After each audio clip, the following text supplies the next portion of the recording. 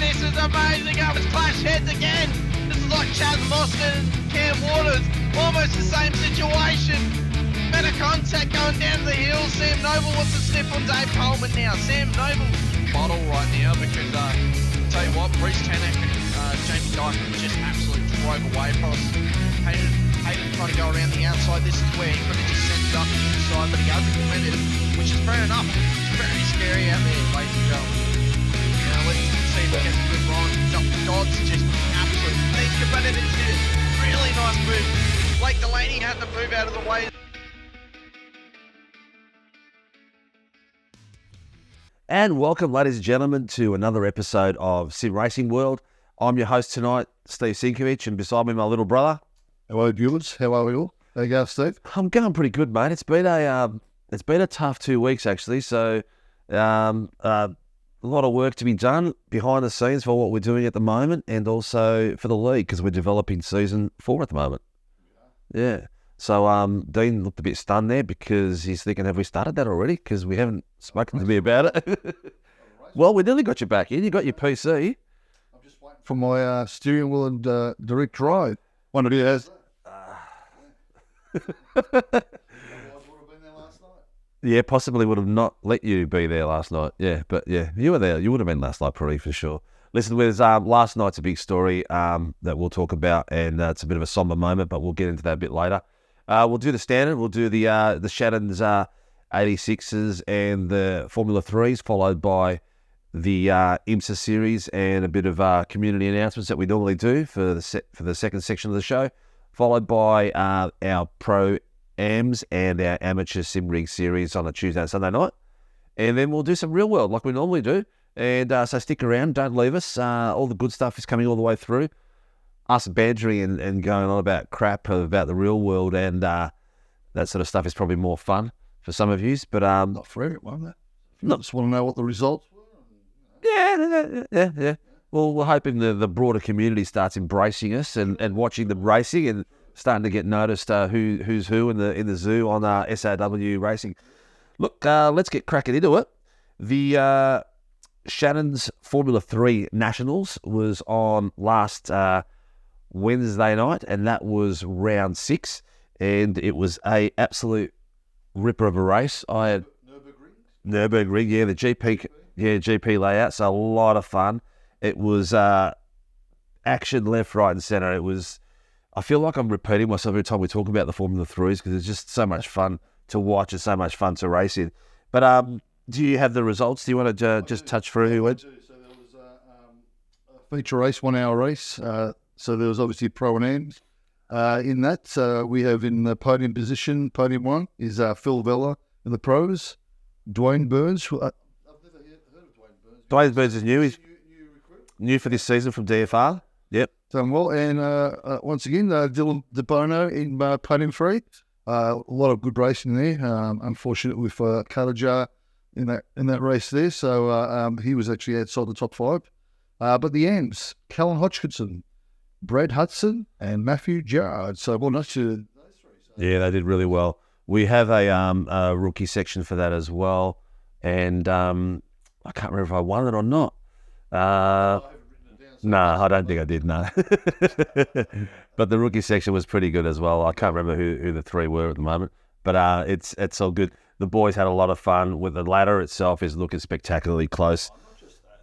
I say it every week, there's so many cars on track, a lot of racing all over the place, from the front of the grid to the rear of the grid. It is awesome to watch. Awesome. It is. It's a lot, and it's a lot of fun too. So look, if you're an open wheel guy that loves to race open wheels, it's very, very competitive. We're talking like the top 15 cars are only probably about a second difference in times in qualies. That's how close it is. So the times are really, really fast. But as you said, 3 categories. So Pro-Am and rookie. There is a rookie. Yeah. Well, they do put a V beside me, but it is rookie, so they do take the piss out of me. But yeah, they can for now. Basically, this is how the ladders look. So in the pro section, we've got Phil Vella in first place from DFR, Michael Katajar sitting in second place for Privateer, Dylan DeBono has got himself into third place for Velocity Sim Labs. Jay Dixon, the previous season champion, is sitting there. Yeah, he's in fourth now. It's a DFR. And Dwayne Burns from Cobalt Racing has got him into fifth place. It's not about finishing on the podium, boys. No, If you're top five, you could actually win a championship. John McHenry did the 86s last.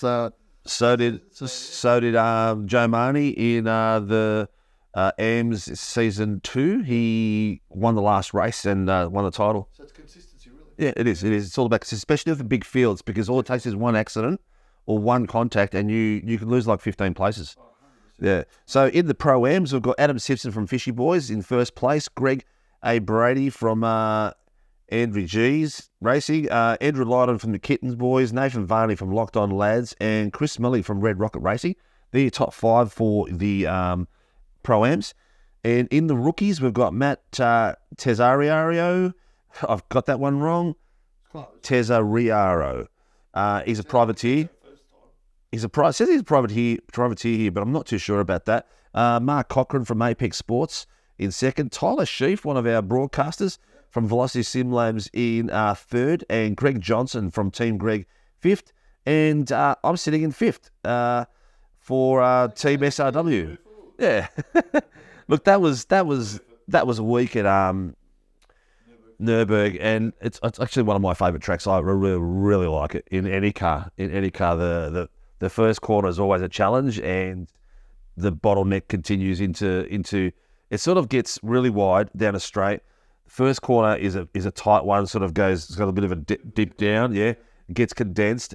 Then the next corner, there's a left one, it gets condensed a bit more. You get to the third one, condensed a bit more. Yeah. You get to the fourth corner. If you're not in single row by then, yeah, you're going to have more carnage. Yeah, so it's quite a cool track.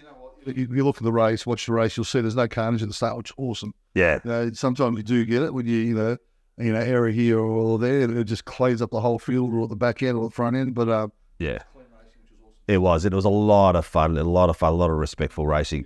So it's really, really cool. Yeah, exactly.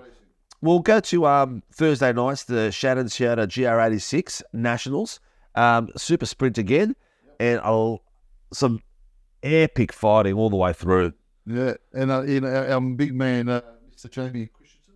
Yes, still starring. Unbelievable.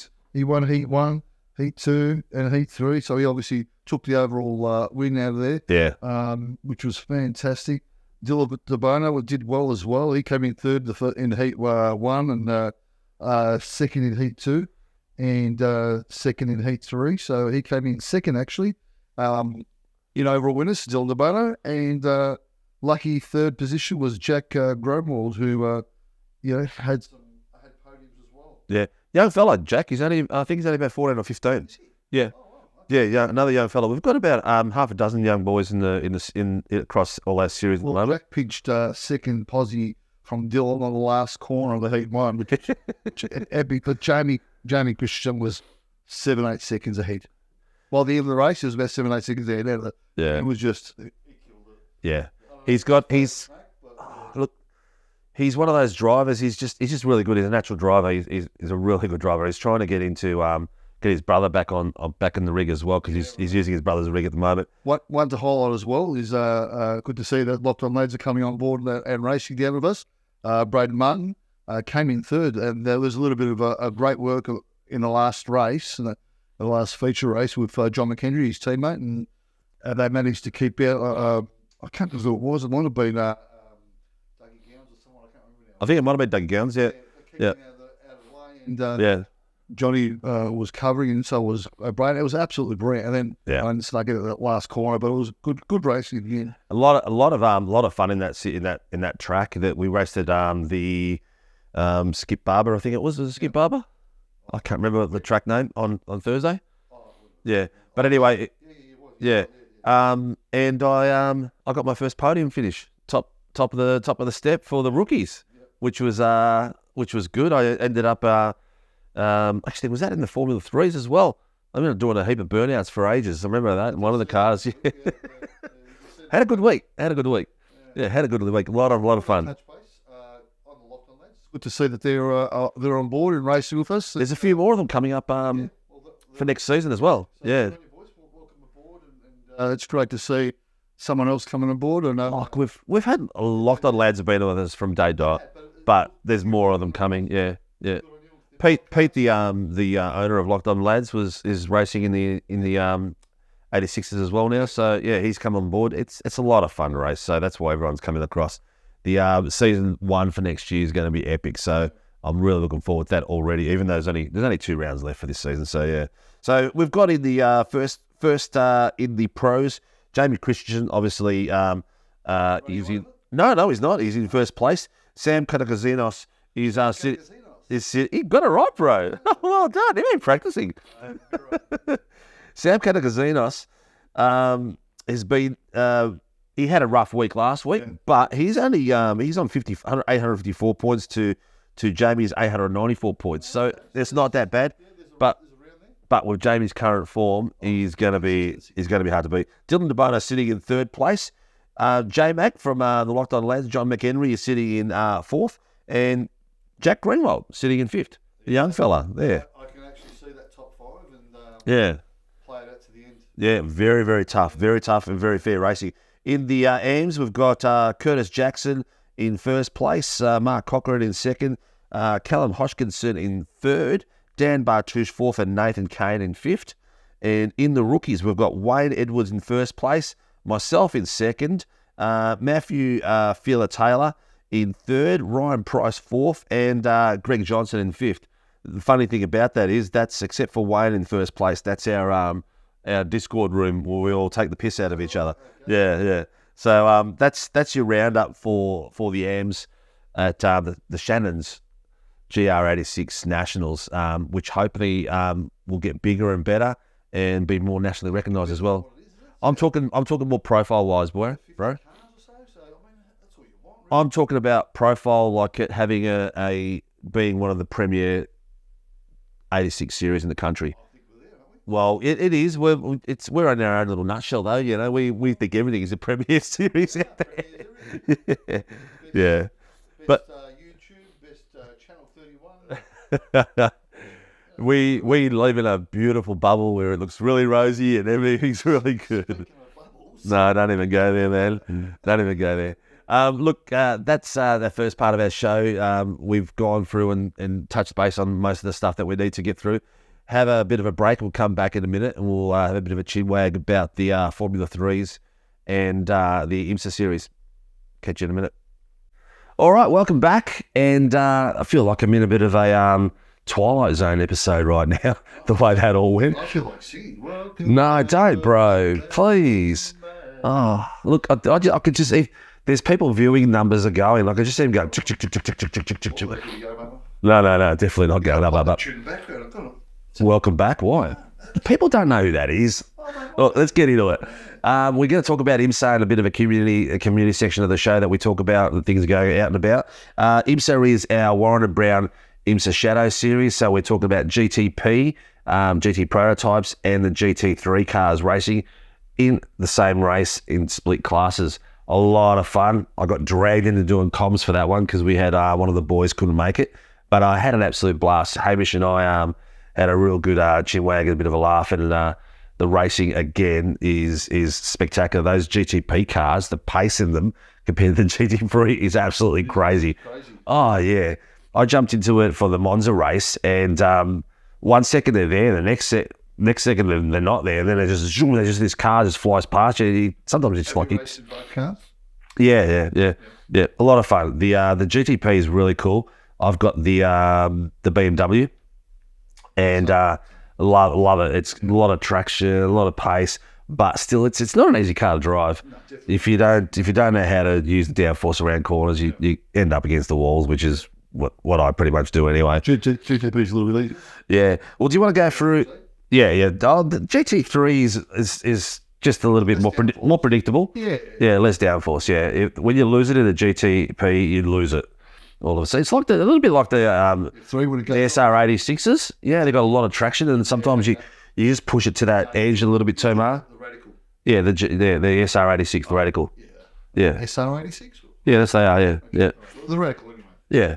Yeah, I'm pretty sure they are. I've got people in the crowd going, they're called the SR86. No, sorry, SR8. I'm crossing, I'm blending. It's a hybrid series of the GR. SRW radical. Yeah. And Shannon's and who else? Yeah, look, throw it all in the pot and stir it around, and when it comes out awesome. Anyway, a lot of fun. Do you want to go through the results? I can. So we were at Road America. We had the hour-long race down at Road America. Warren and Brown IMSA Shadow Series. Shadow Series meaning that we're following the elevation. Just for you people who don't know. Okay, the winner of the GTPs was, in the podium one, was S. Hassler. I'm not sure of his first name. It's Hassler. Definitely Hassler. Mr. Blake Delaney came in podium position 2, and Jake Edwards came in podium 3. That was for the GTPs. GT3s, Adam Hughes from Crisscross. Greg Barber came in second, and Harry Dodds came in third from... read that second bit again, the GTPs? GT3s. Yeah. Adam Hughes, Greg Barber, Harry Dodds. Yeah, it's actually the other way around. What actually happened was on the control line, Adam slowed down. Oh, did he? Yeah, he slowed down to give Barbers the win because Barbers is fighting for the title. They're teammates, and he slowed down so Barbers could get the major points. There you go. You can tell I watched to the end. And so he slowed down. They crossed over. It did. It happened in the last corner. Yeah. He slowed right down, and then Greg Barber crossed it first. Then Adam Hughes. Understandable. So Yeah. Well, they're teammates. Barbers is playing for the title, and Hughes is playing second fiddle. He's getting consumed with work at the moment, so he can't be there every week. So he did a team thing. Dodgy's come up again. So. Dodgy came up again. He had a bit of a strange night. He had an incident early on, and drove the car for the first part of the race with a bit of damage, and then he caught up in the end again. Did well. So yeah, it was a lot of fun, and that track is an amazing track. Yeah. It's I'm not a fan of Road America. Oh yeah, I like it. I do like it. There's parts of it I don't, but there's that part there, the back straight where you're coming in. You got that sand on the left hand side as you're coming through the chicane. No, well, the last corner before the S's before you get to the last corner. So the very end of the back straight, and that's probably the only corner I hate. The rest of it's really cool. I don't know what their names are because most of the American tracks they use numbers these days, or 1 2, or if it's an event, if someone pays for it, they use that for the event, and it goes on. Anyway, so the standings for this something special corner like Dean's Corner or yeah, we can do. World Corner. Change the name as well. We can do a lot of things, bro. Whatever makes you happy. We've got to change the name. Yeah. Anyway, the GTP ladder is looking like this. The top 5 is Jake Edwards in first place, Blake Delaney in second, Brandon Crouch in third, Scott Hassler in fourth, and Adam Sissom in fifth. Scott, not Sam, not Steve. Yes. In the Sorry, I'm going to cut in, mate. Brandon, what? Crouch. Crouch. Crouch. Yeah. Okay, Yeah. Crouch, sorry. All right. Dad Humer's back. All right. And in the GT3s, we've got in first place Greg Barber, second place Harry Dodds, a crucial positioning for Harry. What's the point difference? Point difference is 165 points is difference. It's a fair whack. Yeah, it's a fair whack there, but it's a high scoring series. Harry Dodds is second, Aaron Schotter in third, Alexander Ganotes in fourth, and Patrick Frame in fifth.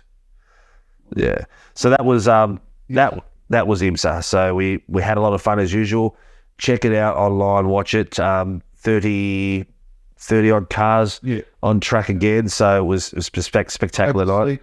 Mr. Shibby Howard, who always pans through the whole, right at the start, looks awesome, and you get to see the whole field. I reckon it's a cracker. So. He didn't watch the beginning or the end because it was me and Hamish. I'm talking just about in general. Oh, in general. Yeah. Nath had the night off, and 86s and 3s where he pans. We're getting a bit more creative. Yeah, definitely. A lot of things we're trying out.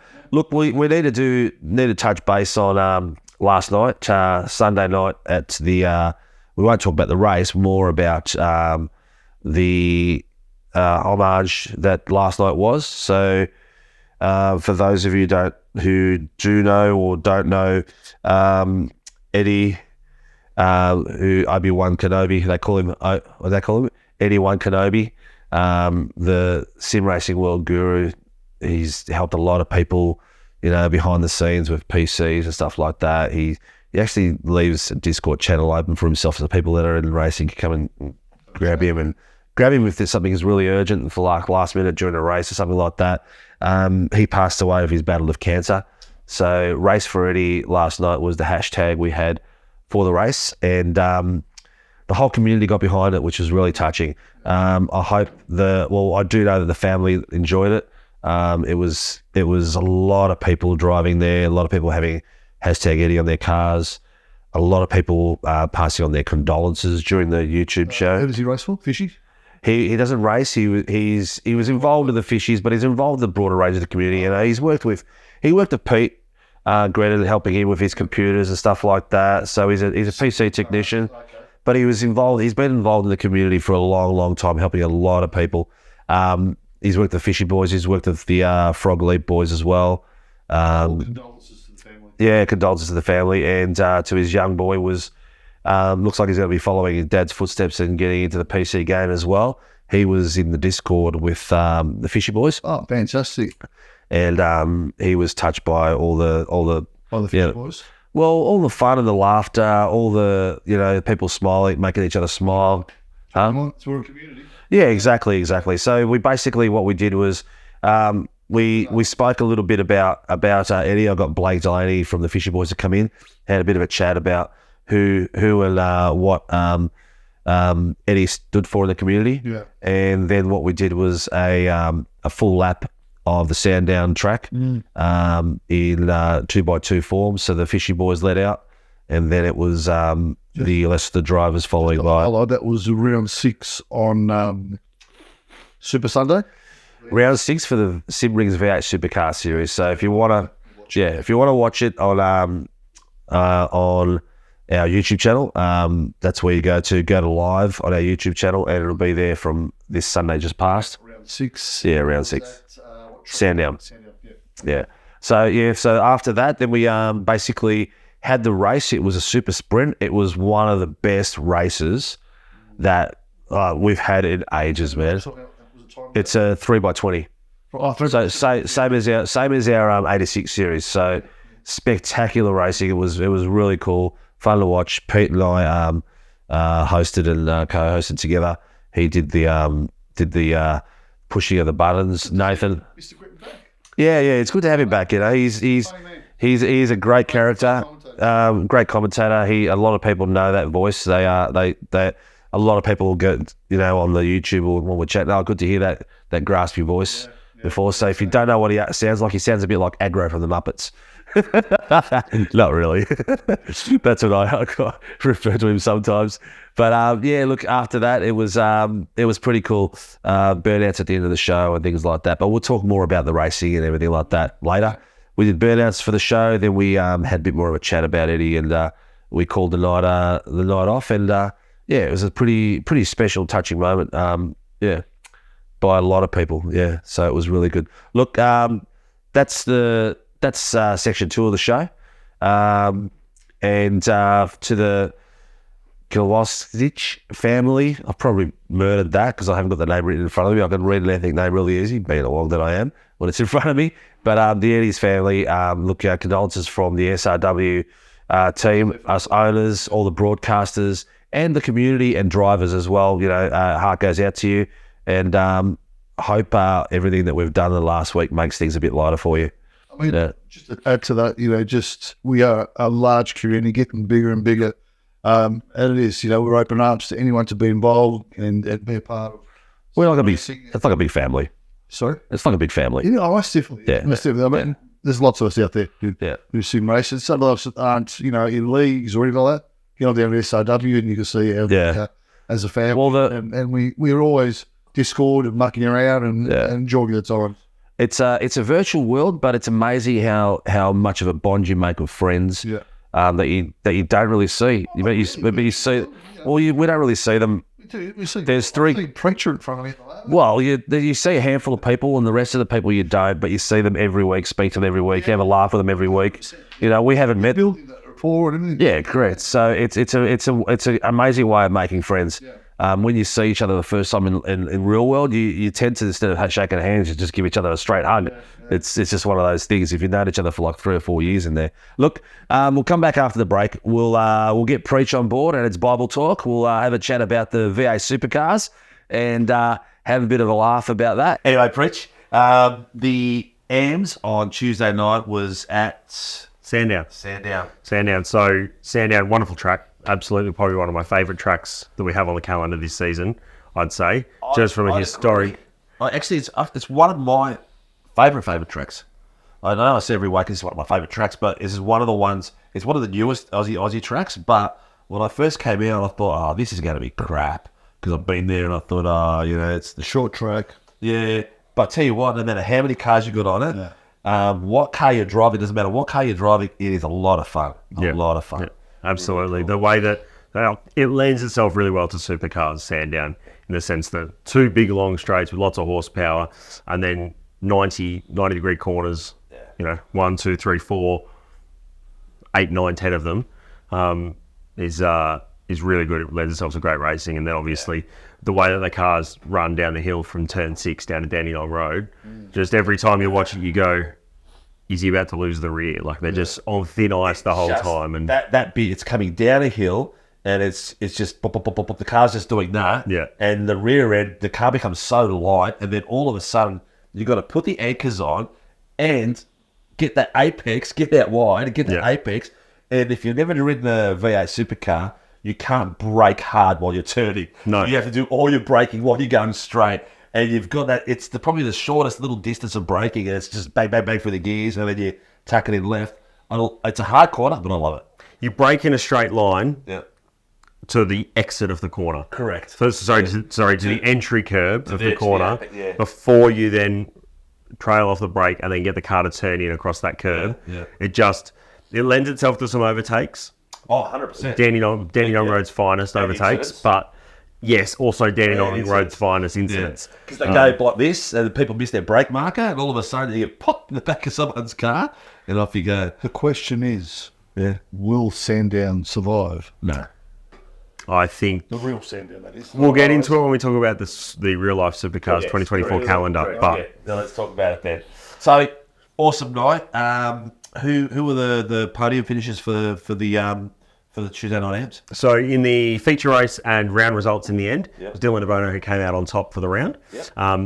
Equal on points, if you look at just points earned, with Liam tipping. Nice. But Dylan DeBono in that feature race had a 0x. So he gets the extra points, which tips him over the edge. And then it was Matt Whitaker who came home in third. So 2 of the top 4 in the championship running themselves right up near the top. Jamie Davis had a bit of an off night. Had a really unfortunate incident in race 3. I watched that. That undid him for the whole night. So tough one. Yeah, it's very, very tight at the top as you'll go through in the standings, but it's all to play for with only a couple of rounds left. The boys have just it doesn't slow down. The V8 even Sunday, it's like they just keep pushing.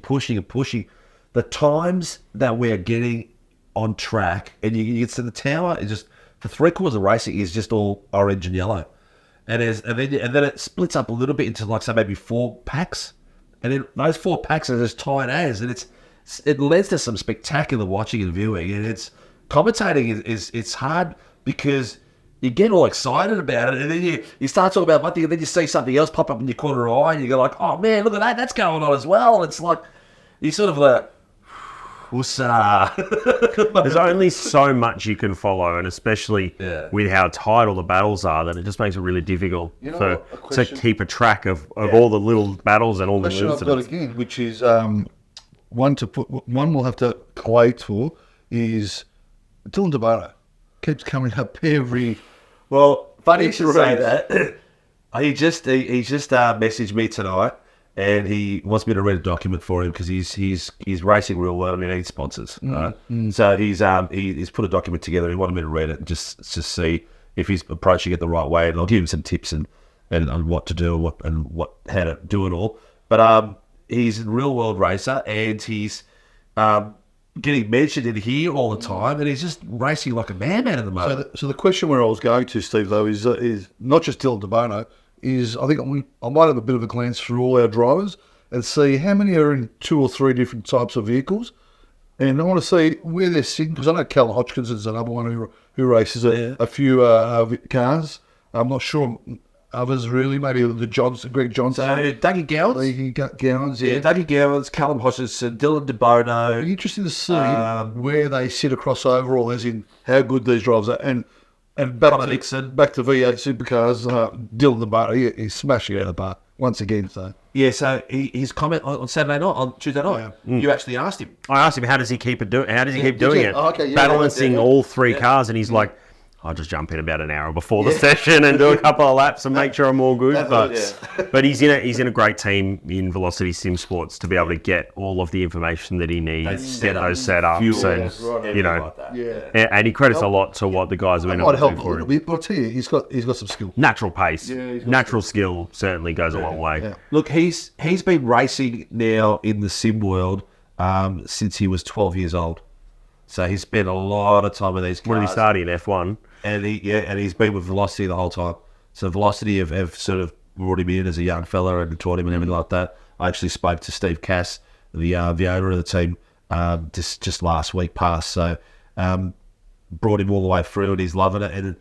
And the good thing about Dill at the moment is that he's in a good mindset as well. Yeah. The previous seasons, he's had great pace, but his mindset wasn't quite there. I agree with that. Things were going wrong for him. He'd come into the chat room, was this my fault, or should I put a ticket in, and stuff like that. And sometimes it was, sometimes it wasn't. Instead of not worrying about it, just race. Enjoy. Enjoy the race. And I think he's doing a bit more of that now. He's doing a bit more of that. So, and it's showing his results. Listen, it sounds good. Whatever he's doing it good. So keep doing it, Dylan. Well done. I think a lot of the confidence that he's gained has been from his results this season in real life racing. Finishing second in the New South Wales Excel state championship, that's mega for him. Yeah. And I think that sort of given him the pep in his step, and now he's gone, I'm actually pretty good at this racing thing. If you're someone who sponsors real world racing and you want a young guy that's doing well with the Excels, reach out to admin at simracingworld.com.au and we'll put you guys together. We'll sell him for a fee. Well, it's a shame that we don't have some money of our own to put in. I'd love to be able to have an SRW on his car. One day. That is one of our future dreams, but it is cool. Look, so the results, we went through that. The ladder at the moment for the Sidrig's V8 AMS Tuesday night series is nuts. And Matt Whitaker is sitting in first place on 1,001 points. Liam Tipping in second place on 996 points. Crazy. Jamie Davis on 995 points. Darren Crosby 956, and Peter Vanderkrant 870. So that is your AMS at the moment. And I'd suggest the way Dylan's driving, he's going to make a late attack. It might be a matter of not enough races to do it because we've got 2 more rounds left. Yeah, but this next round is an endurance round, so it's a lot of points, on the offing at Road America this week. So, or this upcoming week. So it'll be great to see how much of a run he can make. So it's going to be a fight to the end by the looks of things. With those types of scores, those bro, we're looking for the top 4. There's 44 points in it. There's what is there 7 between first and third. Like it. 1, 2, and 3. And Crosby's sitting in 4th. He's season 3 champion. He's not going to give that up. That's for sure. In an endurance round, a position is basically 5 points. Yeah. So you finish 5 points behind your rival, and that gap is just straight down again. So there will come a time where, I think what's going to happen is it's going to be who comes out on top at the final round at Chicago. It's going to also with the enduro. It's going to be a clean. You're going to have to get clean racing because you've got one repair, and that's it. And it's quite easy for any of these 5 guys to get hit in the beginning. Yep, and there you go. You're a lap down. You start pushing and chasing. You're pushing and chasing. You might get a safety car, get yourself back up in there, but you've put the tyres through all this heat and everything like that. Connor Dixon did it very similar on last night's race at Sandown too. So qualifying will be the big will be the big tell in that. We've got a top 10 shootout again tomorrow night, so it's all going to be out there, putting it all on the line. Second of the year, which is awesome. It's going to be a lot of fun. I love the top 10 shootouts. I know that some of the drivers don't like it, some of them love it, but twice a season. It's good fun to watch. Damn, it's good fun to watch. Maybe we should put a poll out there and do it every second race. You want a pole dancer every second race? No, as in top 10 poll. Oh, no. The boys They're my jokes, mate. Let the jokes to me. As a broadcaster, the top 10 shootout every second week we get a little bit how's it going, because they're quite long nights, and I do understand that it's very exciting, especially the top 10 shootout we had at Bathurst in AMS was unreal. Tough It was for a so driver. tight, very tough for a driver, but a lot of new drivers come in there and they go, "This is awesome to do," and they literally stress out for it because you get it off, you get contact, and your lap's cancelled. So if you do a Bathurst, it's 2 minutes 12, whatever it is, just under 2:10. Some of the guys are doing 2:08. Bathurst, Yeah, what are they doing? 2:08, 206s, 205s. Or the abs. I think I'm there's- doing 212s. I think there's a good argument to put the shootout in a practice session where 0x contacts don't count. Yeah, I think there is a good argument, especially when you're running at Bathurst and when you're running up the hill. Like That's part of it. it's part of it. There is definitely a good argument for it, and I do agree with some of the arguments because some of the contacts I've seen with walls, people get away with it. Sometimes they don't. It's an iRacing thing. Again, it's one of those things. It's our broadcast equipment, and we're in the process of testing things out. And hopefully by maybe season 2 or 3 next year, we'll have things changed a little bit more, so we'll be able to tackle things a little bit differently. But iRacing limits us a lot to what we can do. But yeah, I agree with you. Totally. Again, how do you police it? Well, I dare say you just let iRacing police it. Yeah. It's a tough one. Off-track's always going to give you a 1x, which is fine. Yeah. But if you just rub up against the wall and you get a 0x, that ruins your lap if you're in a qualifying session. Versus someone who might, as you said, play out the wall on McPhillamy and end up with nothing come up, and he can still carry on with his lap, even though he's pushing it right to the edge. Yeah, so it really does. Anyway, that's another conversation. Yeah, we're talking technical racing program and stuff like that now, which a lot of you go, "Whoa." But it's part.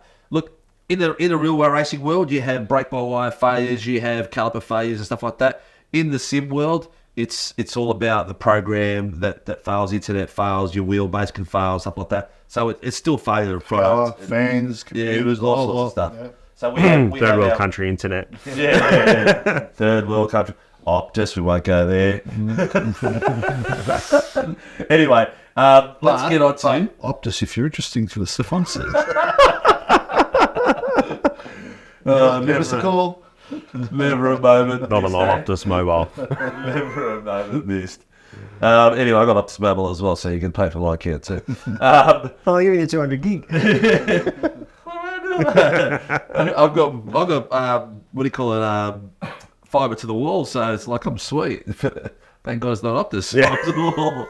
Anyway, look, let's get on to the SimRigs V8 Supercar Pro-Am night, Sunday night. We touched about it a little bit earlier with the tribute to Eddie, race for Eddie night, and it was a touching moment. There was a few moments there where I thought I was going to lose it, but it was amazing to see the community get behind it. It was amazing to see the drivers get behind it. The end of the race, all the cars doing burnouts down in pit straight was absolutely sensational. And look, How many cars do we have in? we had over 30 cars on track. Cool. Yeah, over 30 cars on track. So it's for this time of the season, and it's fantastic. You know, we expect drop-offs. People who aren't fighting for titles or anything like that will drop off. But over 30 cars, last season we were down to like 20 or 25. Yeah. This season we're at 30, 35 still, which is There's sensational. a lot more. Yeah. It is perfect. It is fantastic. So the racing was spectacular. We mentioned a bit earlier, Connor Nixon had a perler of a night. His strategy it was amazing how there was two different strategies as far as setups concerned, with the high downforce and the low downforce, and then what it did, and still at the end of it, it was only a couple of tenths. It was spectacular. Connor had a low downforce car setup where he would go through the for the corners, like corner 4, 5, 6, that whole Penrite area down there. You know the name. I can't remember the names. From the top of the hill down the hill. No, as you're coming through the first corner, you got your 2, 3, 4. 2, 3, 4, 5. That little Penrite corner there. In there, because he had no wing, he had to slow right down. But what it actually did as well was it stopped momentum from the guys behind him who had grip. So instead of being able to fly over that corner, they couldn't because they had to slow down for him. And then he would put the foot down as he was coming out of there, hold traction, and off he'd go with low downforce, and then they couldn't catch him again. Yeah. So it was amazing how it all worked out. Yeah, it was great. Because it is a narrow track around there, and you can. Yeah, and then they would catch him all. They would be catching him all the way around to that spot again. Yeah, so it was awesome racing. You make a mistake, you lose your spot there. Oh, look, a couple of boys had some. I felt for Dave Spinovich Coleman. Yeah. You name it. Yeah. Because he was in the walls and he did exactly the same thing as I did there last season when I drove there. I come spinning around that Penrite corner and I've touched the front wall. And what it does, this thin wall, it grabs you and the car wouldn't come off. I've done it once too. I've done it way too many times for it to be funny anymore. And it just I don't know why it grabs you. It's really strange. And it just, he touched it and then all of a sudden it just hooked him like a fish. And he could get off it, and that was funny. That's funny. Issue made a sports speech. Yeah, unintentional fun. But anyway, it was a great race. The battles up front with Connor Nixon, Blake Delaney, Thomas Freeman, Michael Whiting, Miller, Ty Delaney was up there as well. We had Jamie Dyke. We had all these guys, like a train of 6 to 8 cars, just following each other for after lap after lap. And you had angry packs coming up behind. There was so much good racing. I mean, I'm going to be a bit selfish and call out my own teammate here in Zach Flasblom, but he finished 24th or something in the first heat, and then made it all the way up to 7th in the following two races. And was just, he had so much pressure from cars behind him to manage to keep his composure. Lost the 6 The quality for the field was ridiculous. Jason Douglas was smashing it at one point, then he got pushed back. So each heat, someone else would pop up as the heat hero sort of thing in the mid packs. It was spectacular watching. So you really focus away. I haven't watched it yet. Who won? Connor Nixon. Connor Nixon. Connor Nixon. Second, third. Blake Delaney.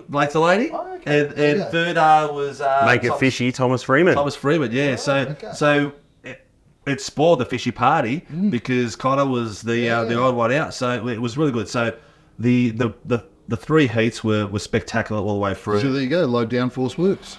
It does, but it's a risky one to go. But Connor's a good driver. He rolled the dice and he went for it. Look, Connor won the New Zealand V8 Supercars series for a month or 2 ago. Yeah. So he did really well. So he's no slouch behind the car. He's a very, very fast driver. Definitely. He's just like when I spoke to him on Sunday, I said to him, he's got the raw pace. And what's been holding him back in the past is his patience. He sees the gap, he goes for it straight away. Instead of sizing up the opponent over a couple of corners and making a clean pass. And that's what he did on Sunday night. Yeah. He actually did that for a change, and he took that moment, took the pressure off, and he goes, if funny you mentioned it, during the interview I said it, and if funny you mentioned it, because that's what my teammates have been telling me. Yeah. He had, what's his name, coaching him during the week. Madison Dowd was coaching him during the week, so... And that's just casually as you do, If you don't know who Madison Dowd is, you just Google that name. He is an absolute legend. He is one of the fastest Australian drivers. He's up there in the world with the pace. He's unbelievable. He builds all the setups for virtual racing school. Their setup. Yeah, virtual racing school. He, as far as I know, he's a professional racer. He does do a bit of professional racing. No, I mean, it's his job to be a simulator racer. Yeah. So sim racing is his job. So he races for one of the top teams in the country. And some of these teams in the country will have a house where 6 people pretty much live in it. And all they do all day is practice and race. So It's smelly, wouldn't it? oh, yeah. if you're thinking about it as a teenager's house and a room that pizzas everywhere and stuff. No, not even teenagers' house. I know I sweat quite profusely when I sim race. So Yeah, I didn't. If I built it, I'd imagine it as in a very air-conditioned area. Blue lights, make everything clean. Anyway, so the racing was awesome. That's how it pretty much finished up. The ladder is tight as well with the pros and AMs. So in the pros, we've got Thomas Freeman in first place on 921 points. Michael Whiting on 880. Jamie Dyke on 868. Blake Delaney on 860. Chris Miller on 785. So very, very close. In the amateurs, we have got Travis Daly from Performance Sim Racing in 516 points. Andrew Cowan, previous season winner from Performance Sim Racing in 577. Jason Douglas is creeping up slowly on 432. Callum Hodgkinson, again, sitting at 357. Shane Nazaki Smith, 300. And John Van Ree from WKMP at 286 points. So not that big a distance between them. In the top four, the gap's just slightly bigger than what it is in the pros. But that's V8 Supercars in a nutshell. Spectacular racing on Tuesday night and on Sunday night. Tuesday night's Premier Series. Saying it now. Tuesday night's the Premier Series. Premier Series. There is talk of restructure for next season, for season 1. We're debating it at the moment, heavily debating it. And we may be changing the Tuesday night to a fixed setup, purely amateur. And some of these really fast guys that are in the Tuesday night might have to go up to Sunday night. Yeah, Sunday night to level out the field a bit. And it'll give us the opportunity for the guys that, like myself, that aren't racing in that series at the moment, because the pace is just, there's too many of the fast guys in there. And I just don't want to get in the way to come back and race. So we are talking about it, but we need to open it up to the drivers and make sure that we're not going to alienate a lot of the drivers, because we don't want to lose the size of the field. I'm quite happy as it is at the moment. That's one of the best performing series I've seen from SRW in a long time. Like, I know the 86s have got really good numbers, really solid numbers consistently. Yeah. The F3s are always a really strong field. Yeah. But to have all those AMs and have the battles that we have all throughout the field, it's spectacular. I think the racing for season 4 has been the best racing we've had since the inception of the league. The volume of the numbers is contributed to it, obviously. Pretty much every race is over 30 cars, so you're very fortunate to have that. The skill level seems to have just gone another level this season alone. Like, just the caliber of the drivers we've got now is everywhere. Exceptional. Formula 3 is a silent winner out there. It's sort of the competition there. It's pretty much still the fastest competition in the country, and but it's just not getting that recognition at the moment. We've got to work on getting it out there and people seeing it a bit more. But the drivers are loving it. The Discord is constantly going nuts. We had to open up a separate channel for them, calling I can't give you the full name, but it's something about tech for nerds, basically. I know the name now. Yeah, I know the name. Tech for nerds, and it's because the boys were all talking about there's PCs and everything like that. That's not getting so. Stop talking about that. The racing's in here. Get over here. So, but the guys are very passionate and they love it. So that's good. Look, that's the. State of play for SRW. Yeah. State of the Union address. Is that what we're going to start doing now? Yeah, pretty much. Where's next week? Road America. America. Yeah. So lining up with the Enduro round. So as we said, top 10 shootout, 80-minute race.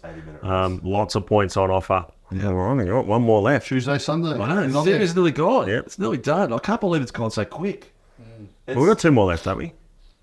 There's 3 rounds. 3 races left. So Road America plus one. Yeah, 3 races left. Because in the Formula 3s, we are at Red Bull, as a Detroit, and then Silverstone. So there's 3 rounds left. Yeah. We just completed round race 6. Yeah, round 6. Anyway, let's have a short break. We get a bit riled up about it and all. All right, we're back for the final segment of the show. This is the bit where we all get feisty and have a bit of a chat, a bit of a laugh. Talking about the V8 Supercars and the Formula 3, I'm really working hard to get an interview with a real-world driver at the moment. I'm trying to get David Reynolds. All right, I'm trying really hard. If you watch... Lock down all your pot plants and your fire extinguishers. Yeah. If you're watching Mr. Reynolds or someone that's involved in David Reynolds, please get him to come down. We're going to get someone from Erebus too. Oh, yeah, I'd love that. I mean, we're in Victoria, so we can even drive Barry down. Ryan. And we can even drive down, I think they're in Dandenong somewhere. Yeah. We can drive down and do it all there. Tickford's closer. Yeah, They're Campbellfield. Yeah. So Well, I actually drove past the old Ford.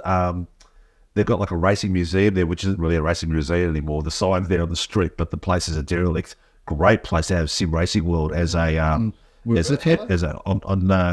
Hugh Highway, across the road from the old Ford. Yeah. Great place for us to have our office. Erebus wise though, we could do a shoot down there, have a conversation, have a coffee afterwards, do some paperwork, sponsorship, and drink a can of Coke, of course. of course, we'll get it going. But it's a great idea, Steve. I think we should have a chat to the Erebus team. We'll work on it. I mean, we're coming up to Christmas now, so we're coming at the tail of the year. So hopefully we'll develop a bit of a network out there. We'll get a few more people to interview. I know that we will at some point get a chance to interview John Bow. Okay, so that's going to be a cool one. You'll be all right with that? I'll be okay. Jumps. We have to hold back tears and excitement. No, to be honest, the tie-up that could potentially come with Shannon's and the Richards family is more exciting for me. Yeah. More exciting. So that was what I was going to mention as well. The Richards family as well, because they are in touch with Shannon's. So watch this space. Yeah, watch this space. There's a lot of really cool things happening behind the scenes. So structure of how we're going to race next year, everything. It's really cool. Really cool. All right, V8 Supercars finally released their calendar for next year. We finally have it. Probably about 4 weeks too late compared to what we'd hoped. I believe it's a rush calendar. Yeah, I wouldn't say it's a rushed calendar, given And they said that this is the calendar, or is this version 1.0? this is the calendar. Okay. So 12 events, down from 13 from this year. The Bend has dropped off, but there is a storyline about that. Okay. There is not really. It's a good facility. It's a good facility in the middle of nowhere. Yeah. But yeah, so it's there's a good caravan park. So Bathurst, that's a bit of nowhere too. True. No Bathurst slander here. Oh yeah. No Bathurst slander here. Yeah. It's one of those things. He said under his breath, very nervously waiting for the tomatoes to come flying through the camera. Yeah, just enough pace to dodge them. So that if you boost fast in my body is my head. No, what's in his head? Be fast. Yeah. Anyway, round one, we're off to Bathurst for the Mount Panorama 500. So the return of that event, a couple of years. We did it in 2021. Twice the Bathurst this year. Twice to Bathurst. Yeah. So two 250k races there. Then we're off to Melbourne, the Grand Prix. Yeah. 4 100-kilometre races. It sounds like that they're going to do there. Yeah. So similar sort of format. Of course, there's no pit garages for the supercars now with it. With Sport Series for F1 taking over that. Yeah. And then we're off to, I believe we're off to Perth. Let me get my calendar up. I believe you're right. No, we're not. Where are we going? New Zealand. Back to New Zealand right. finally Yeah, in yeah, April, which should be great. The weekend before Anzac Day. So that should be a great occasion. Lake Taupo looks like it's going to be a great track for the supercars to race around. Lots of moving around on the brakes and that sort of thing is probably what they expect. And then we're off to Perth for the super sprint format. That track is what's it called? Lake Taupo. Lake Taupo. No, that's not on. I thought it was on Project Cars, but it's Repanui that's on. Rapana's, yeah. No, that's on it. Yeah. Yep. So a couple of format changes as well that I'll go through now. So we're going to timed races now. Yeah. 2 timed races, Saturday and Sunday. So one 60-minute race each day. Yep. For the super sprint formats, obviously we're going to keep those 2 250k races there. Yep. We go to a 400k format at Taupo and at the Sydney Super Night, which is 2 200k races. Yeah. So just kind of setting, going back to the length race, but then they're throwing in these timed races, which I think is a bit polarizing across the community in having this timed race. They're going to be doing more time qualifying than they are racing across the whole weekend. so no actual racing going on. It's going to be more time qualifying. I think that's a mark that they've missed. That's about Look, Could be a reason. is there though? So What would you do? Look, the only thing that I can think that would affect that they would do it for is broadcasting. Maybe. Yeah. That's the only thing I can think of. well, if they're thinking so much about the broadcasting, then the series are going to die before we even get to 2030. Well, you know, in my mind, They might my do mind, the F1 longer and you cannot finish under a yellow flag. Maybe. Look, they've always had time certainty in the races, but we've known how long they're going to be. Yeah. And yes, we're getting a bit more time certain now with some of the delays that we're having with safety cars and that sort of thing. Yeah. But I still feel like going a timed race of a 60-minute race. Yeah. It's got to be broadcasting. It has to be. I can't think of anything else that it could be. We're not a GT category. Yeah. We're a touring car category. Do laps. Yeah. Set it to laps. Like, you know, it just doesn't fit right for me. Yeah. In that sense, do it to a We'll distance wait and and see. yeah. Anyway, so Perth in May, then we're off to Darwin in June. So the usual Darwin Triple Crown up there. Yep. Then Townsville in July. Yeah, Again, nice. fitting in those school holiday slots. Then down to Sydney for the Super Night race. Is it Motorsport Park? Yes, at Eastern Creek. Always a great race. That'll be night race on the Saturday night. That's good on the lights. It does look great. Yeah. I mean, we had race Sydney only 2 weeks ago with World Touring, the World Touring Car Challenge, whatever it's called now. Well, I watched the Trans Well, Am. TCR. The Trans Am. It's pretty much the same as the V8 Supercars, but it's real V8 Supercars. It's like a real Charger and a real Mustang. I think it's closer probably to NASCAR than it is to a supercar these days. Yeah. And well, you mean V8 Supercars? Yes. Yeah. And these are real world cars, that you can buy on a Sunday and drive on a Monday.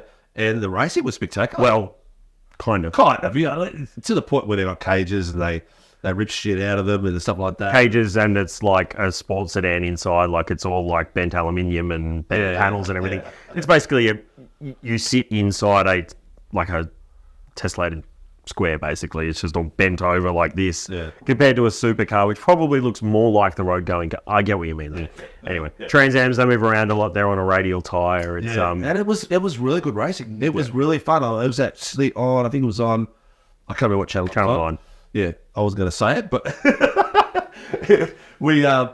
sat there and watched it for a while, and I thought this is actually really good. It was actually more entertaining than some of the V8 stuff that I was watching, because at the moment it's becoming a little bit predictable, and these guys were taking opportunities where you don't see the V8 supercar drivers taking these opportunities because the cars are so similar. You know, I mean, we discussed the parodies and stuff like that. But they're just so similar, whereas these cars have got a little bit of difference about them. One's better on the straight, one's better in the corner. So it was a lot of bit of diving, and it was really good fun to watch. Really good fun to watch. It reminded me of the old days.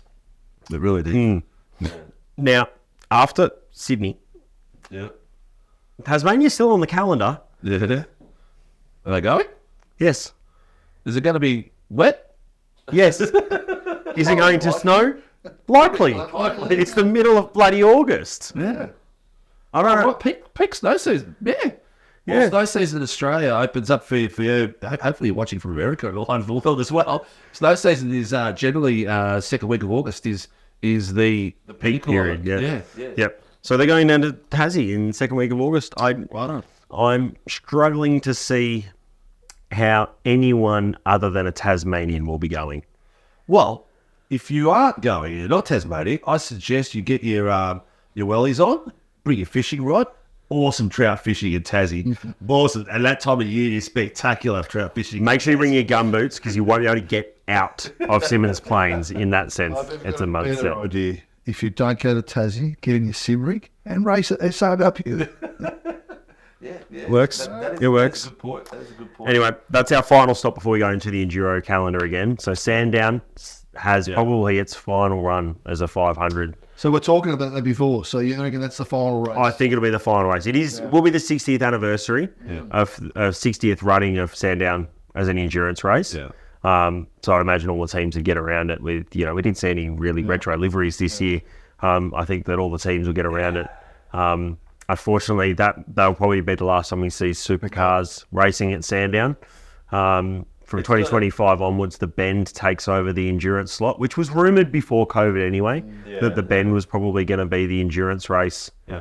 The pre-Bathurst race. What we're talking about here is Sandown is in the middle of Springvale Metro area.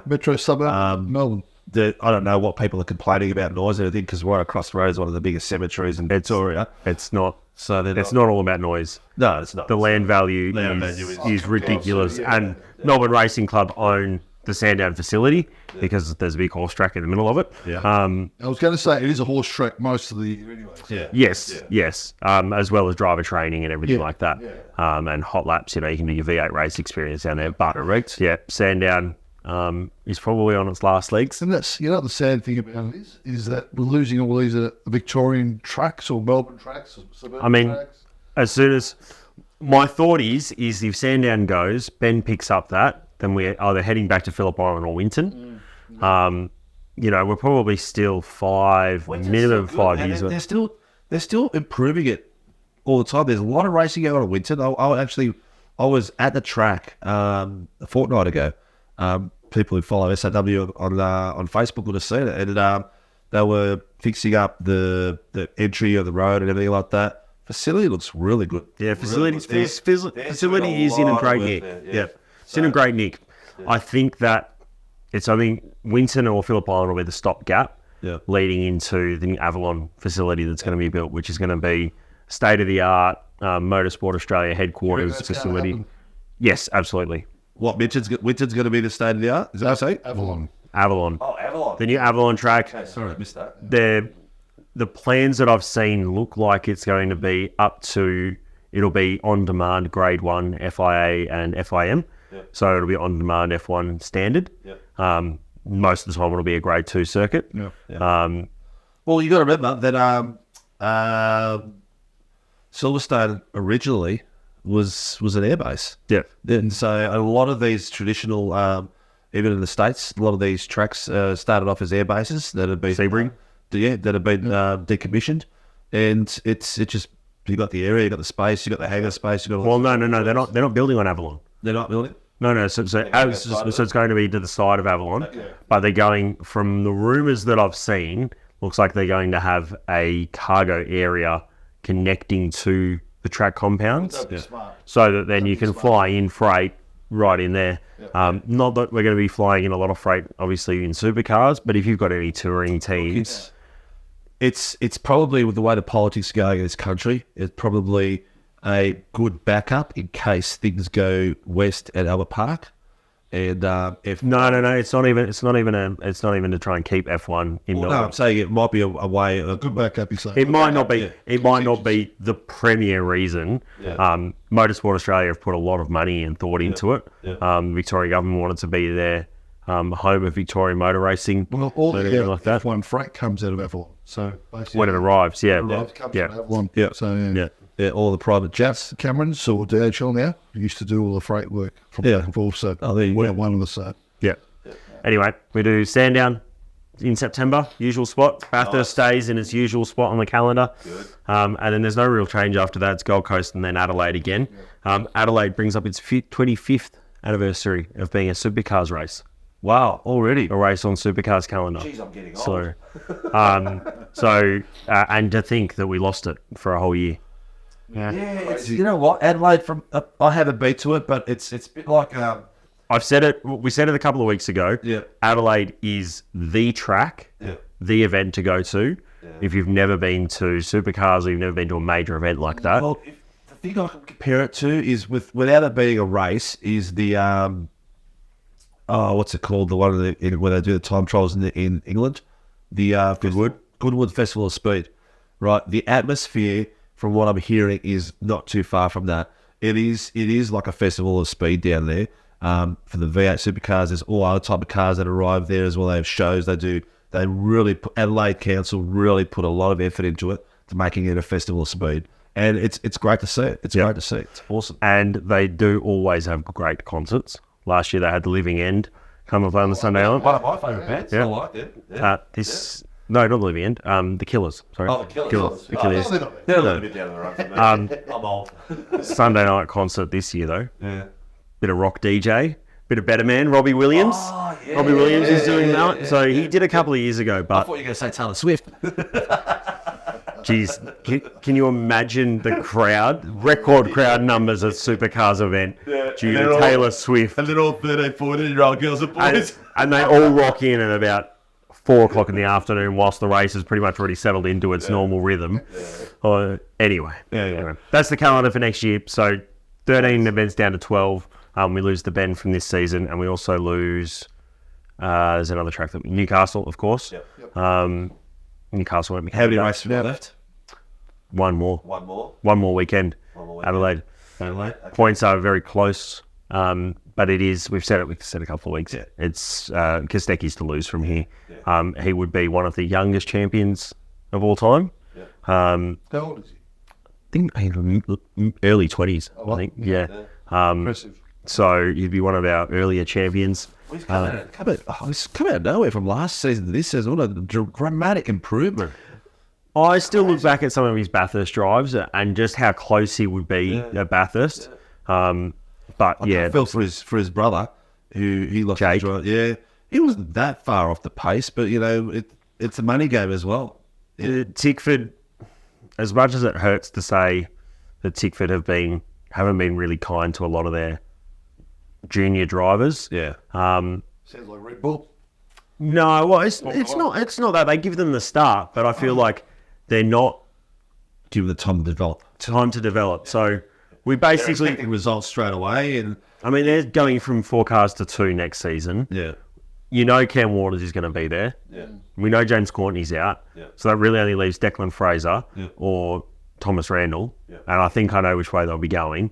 The cash roll money, I think, is pretty good for Thomas Randall to stay in. So that'll be Waters and Randall there. We can go through all that leading up to round one. We'll do. Once the new team settle down, the calendar settles down, everything like that, we'll spend a section of the show going through who the new drivers are. We'll sort of get through this season first, but yeah. Exactly. Yeah, we'll get through that. We've got. I always think ahead one brain works like that. Look, let's get down to the open wheelers and the fun and games that was Brazil at is it Jose Carlos? Autodromo de Jose Carlos. Yeah. Base or something like that. Yeah. I was wondering what you were saying. I thought I had to get the defib out. As- We were thinking. As one of our fellow commentators, Greeny, calls it Interlegos. Interlegos. Interlegos. Yeah, I'm into Legos. My young fellas into it like crazy. Look, another great weekend of racing. Unfortunate for the Aussie boys. We had a bit of a debate about it earlier. Pace was good for both of them. Dan had a bit better pace than the Oscar did. Unfortunately, Oscar's still getting the grips of the tyres. I think that's his only issue. Once he gets around that little gremlin, he's going to be super fast. He's always going to be behind because, I mean, Lenner's 5 years. Yeah, 5 years with the car. So, I mean, compared to 1 year, so It's amazing. you got to step behind. How one set of updates that they did. Change the car. Yeah. Incredible. He's got drag is gone. He's got some great top speed. You can look at the opposite of that. Look how bad Aston Martin have gone. Well, they did really well. Aston Martin haven't moved. I know. Just- They got backwards, isn't they? Well, got a podium. It's one of the greatest fights we've seen for a long time between him and Perez for that final position. Yeah. In the end, it was like, Yeah. they They have got the pace back now. Yeah. I think, Is it a bit of an anomaly? I think Was it one race? you went as an Aston Martin. I don't think so. No, you mean No, as in for that race, was there? I don't know. Did their pace come back, or was it just sort of simulated to be back? Because We'll know the next race, really. You're talking about a track that, again, altitudes, heat, tyre wear, all that sort of stuff. Weather, lack of rubber. The most impressive thing is McLaren has actually had some consistent form. They were supposed to be really bad at this track. Well, Quali's got stuffed up a little bit with the weather, so the weather came in the last few minutes, so that's where... Lando's been overdriving in the qualies. well, not this time, though, but I mean, I think we got caught out with Oscar. I think he left it too late instead of going in a little bit earlier. Yeah. And I think he would have done better sitting up higher. But yeah, it was just a big black cloud coming out the top of it. Yeah. And I saw it was up. Dad had lost the front traction in the S's that come in the back of the hill before you go up the made hill. a simple mistake. And that was it. It cost him. They didn't. I think it came out once. I think memory serves me correct. Yeah. Didn't come out twice, so that cost him.